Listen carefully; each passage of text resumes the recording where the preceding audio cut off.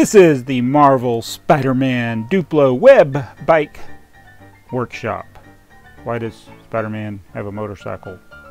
And why does he have a motor that's really big? What's he working on? I don't know. He also has a spider.